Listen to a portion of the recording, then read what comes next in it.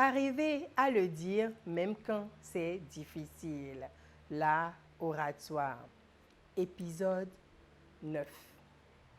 Être persuasif et inspirer votre auditoire. Chers Pepsiens, chères Pepsiennes, bonjour. Ton émission PEPS te souhaite une excellente et positive semaine avec beaucoup de peps et de punchy. Je sais que tu meurs d'envie de poursuivre ton apprentissage pour être un très grand orateur. Je te dirai simplement bravo pour le chemin parcouru parce que nous sommes à une étape de la fin. Et toujours pour te conduire dans ce processus, la Pepsienne Francine se chargerait de t'y emmener avec beaucoup de peps et de punchy pour une semaine assurée, inspiration, motivation et passage à l'action qui sont les maîtres mots de ton émission PEPS.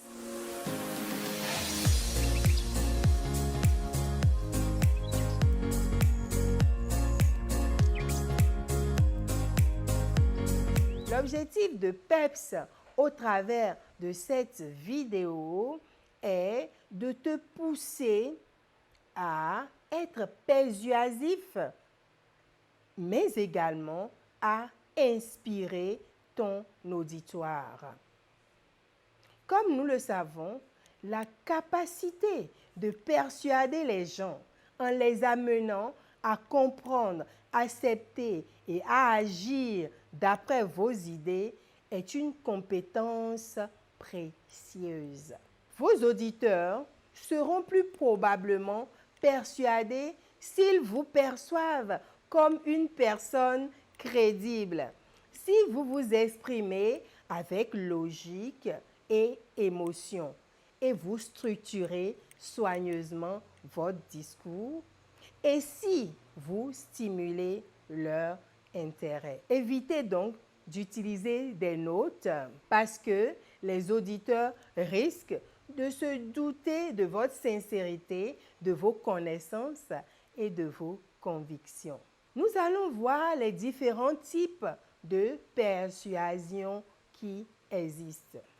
Dans un discours persuasif, votre principal objectif consiste à influencer la façon de penser et le comportement des auditeurs. Vous disposez, ce faisant, de plusieurs moyens pour influencer les gens. Et le tout premier, c'est l'inspiration. Inspirer. Votre objectif consiste à enthousiasmer les auditeurs avec votre projet ou à renforcer leurs idées ou comportements existants. Pas nécessairement de leur faire changer d'avis ou de croyance, non. Les sermons et les discours d'inauguration font partie de cette catégorie de discours persuasifs. La présentation dans ce cas cherche à convaincre les auditeurs qu'il existe une vie extraterrestre et un exemple de ce type de discours. Un discours inspirant qui permet de motiver un auditoire à s'améliorer sur le plan personnel, par exemple sur le plan émotionnel, sur le plan professionnel ou sur le plan spirituel. Un discours qui repose lourdement sur l'éveil des émotions. Il soude l'auditoire dans une atmosphère de camaraderie et de désir partagé. Il suscite l'enthousiasme de l'auditoire, puis lui propose un changement ou un plan avant de l'inviter à adopter ce changement ou ce plan. Un deuxième point non moins important, c'est inciter à agir. Parce qu'après avoir inspiré, vous devez inciter à agir. Vous souhaitez que les auditeurs fassent quelque chose après avoir assisté à votre présentation, qu'il signe peut-être une pétition, qu'il lise peut-être un livre, qu'il achète peut-être un produit ou qu'il vote pour vous. Un discours inspirant soude l'auditoire dans une atmosphère de camaraderie et de désir partagé, suscite son enthousiasme, puis propose un plan avant de l'inviter à vous suivre.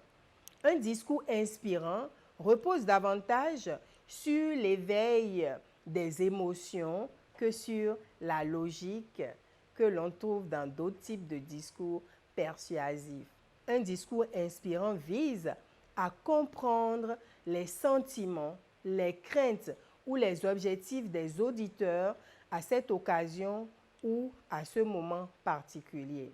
Ça vise également à expliquer pourquoi et comment la situation progresse, pourquoi ces sentiments, ces craintes et objectifs peuvent être inappropriés ou nuisibles à la production.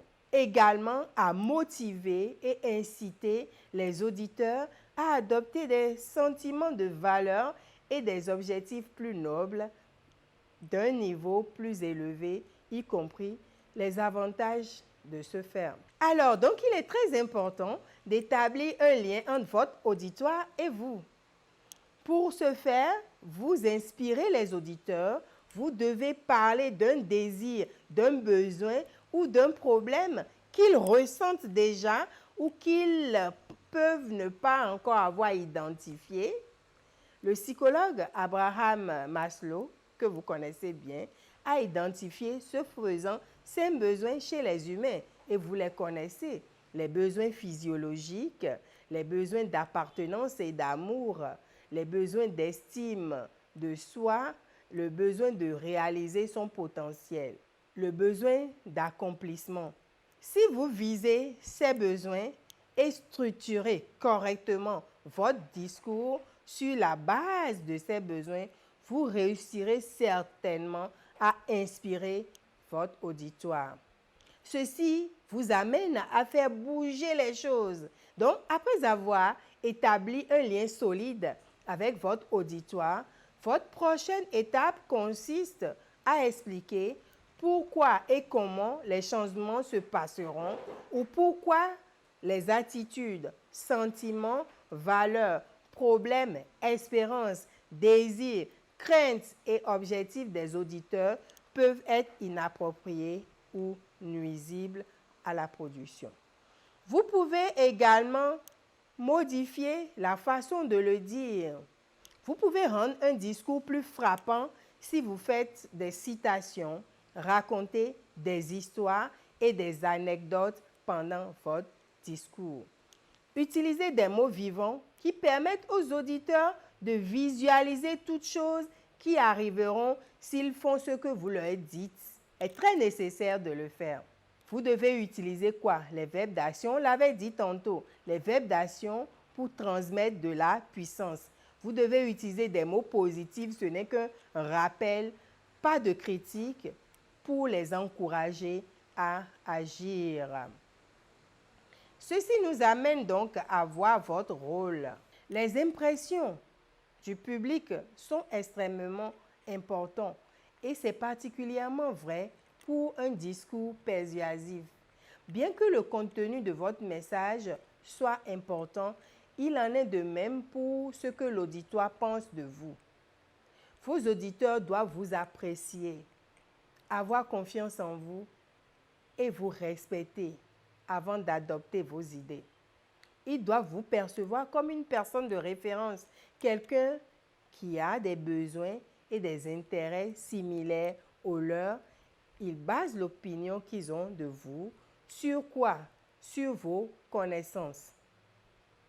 Vous devez être qualifié pour discuter du sujet et fournir des preuves pour étayer votre position. Vous devez bien connaître le sujet et pouvoir apporter de nombreuses preuves pour étayer vos idées. Votre réputation en dépend. Assurez-vous que l'auditoire soit informé de vos qualifications via votre introduction, une publicité préalable ou votre discours. Il y a également votre sincérité qui entre en ligne de compte. Vous présentez vos idées avec conviction et vous croyez que ce que vous proposez sera vraiment bénéfique pour l'auditoire. Votre personnalité, si vous semblez être timide, l'auditoire sera peu enclin à accepter vos idées. Exprimez-vous avec fermeté et assurance et établissez un contact visuel avec les auditeurs. Maintenant, nous allons parler de l'auditoire. La manière dont vous présentez votre message persuasif dépendra de qui sont vos auditeurs et de leurs attitudes envers votre sujet. Donc, votre auditoire peut être agréable. Dans ce cas, cet auditoire est dès à présent d'accord avec votre opinion ou votre point de vue. Vous devez simplement renforcer cet accord. Votre auditoire peut être également indifférent. Dans ce cas, il se soucie peu de votre sujet ou de vos avis. Vous devez donc les convaincre qu'ils sont directement concernés par le problème. C'est le type d'attitude le plus courant qu'on observe. Votre auditoire peut être également hostile. L'auditoire n'est pas d'accord avec vous. Votre sujet ou votre point de vue, vous devez aider les auditeurs à reconnaître les mérites de votre position et les inciter à réviser leur propre point de vue. Ça peut arriver. Votre auditoire est mal informé. Les auditeurs ne sont pas indifférents. Ils ne savent tout simplement rien à propos de votre sujet. Vous devez les informer et les convaincre de son importance. Votre auditoire peut être hétérogène.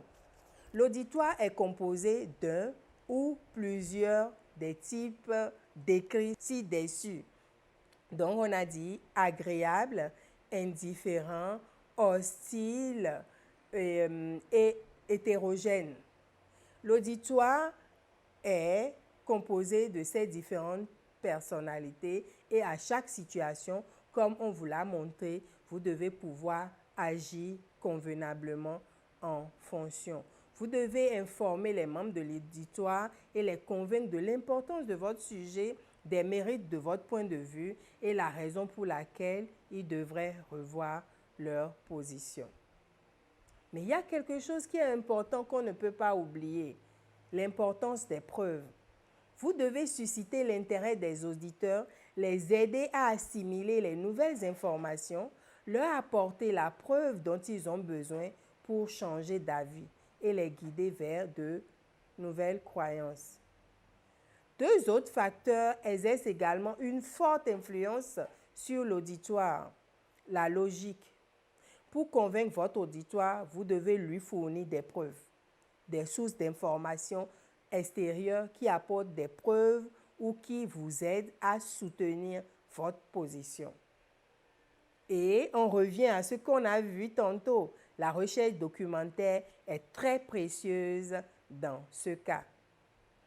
Vos preuves et votre raisonnement doivent être cohérents et soutenir votre position. L'émotion. La logique seule ne suffit pas à persuader les gens. Les émotions jouent un grand rôle quand il s'agit de demander aux gens de changer d'avis. Éveiller des émotions comme le bonheur, la tristesse, la crainte, la colère, etc. On peut vous leur posez un problème et vous apportez la solution également. Donc, exposez le problème, puis présentez votre solution en expliquant pourquoi elle est la meilleure option. Discutez ensuite de la façon dont vous allez mettre cette solution en œuvre et la contribution possible de l'auditoire. On peut également parler de la proposition étayée par des preuves, l'avantage des comparaisons, une séquence motivée, etc. Il y a une dernière partie qui est très importante. C'est la séquence motivée. Cette structure de discours en 5 étapes développée par le docteur Alan Moreau, professeur en communication de renommée, peut s'adapter à tous les sujets. Et il importe donc de voir les 5 étapes. Première étape, l'attention. On ne cesserait jamais de le dire. Saisissez l'attention de votre auditoire via votre introduction, puis orientez cette attention vers le sujet. Le deuxième maintenant, le besoin. Exposez le besoin ou le problème existant en expliquant pourquoi il est important pour les auditeurs. Troisième étape, la satisfaction. Présentez votre solution ou besoin au problème en démontrant comment elle répond aux besoins ou résout le problème. Quatrième étape, la visualisation. Dressez le portrait des futures conditions en intensifiant l'engagement de l'auditoire envers votre position. Montrez-lui ce qu'il se passera si votre solution est adoptée et ce qu'il risque de se passer si elle est rejetée. Cinquième et dernière étape, l'action. Transformez l'accord et l'engagement que vous avez obtenu en une action ou attitude positive de vos auditeurs. Votez oui pour la proposition INS. Quelle que soit l'approche que vous choisirez pour votre discours, ne négligez aucune position de l'opposition. Refutez ces arguments en commençant par les plus forts et en terminant par les plus faibles. Les auditeurs se souviendront mieux de ce qu'ils ont entendu en dernier et en concluront donc que la position de l'opposition est faible. Vous voyez? Par conséquent, le dernier point exposé devra être le plus frappant parce qu'il est plus probable que votre auditoire s'en souvienne. Si cette vidéo vous a plu, il faut vous abonner à la chaîne YouTube PEPS. C'est ici ça se passe. Vous cliquez sur le lien de la vidéo et en dessous de la vidéo, vous cliquez sur s'abonner. Mais ce n'est pas tout. Il faut liker. Il faut commenter. On a besoin de vos commentaires. Il faut partager dans les pays, dans le monde entier. Et les bonnes choses, chers Pepsiens, chères Pepsiennes, ont toujours une fin. Je vais vous prier donc de faire des discours et d'être persuasif, d'inspirer votre auditoire. Il faut également être enthousiaste au quotidien. Il faut avoir de l'entrain. Il faut avoir carrément du peps. Merci. À lundi prochain pour la dernière épisode de notre saga, l'art oratoire.